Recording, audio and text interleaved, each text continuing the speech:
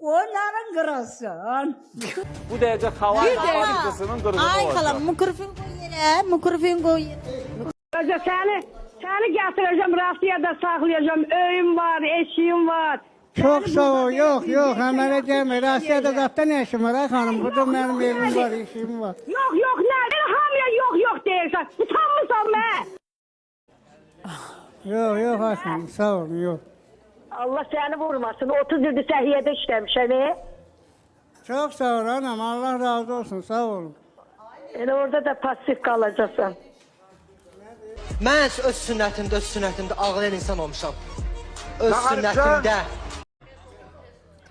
Gel. Qız tapmışam özüm. Harda? Barda. Ən lazımlı peşə səncə hansıdır? Dünyanın ən peşə yaxşıdır Nəsim bazarı.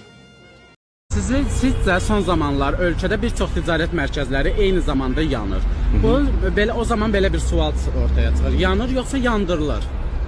Nəşi gedir? Yox, ticarət mərkəzləri.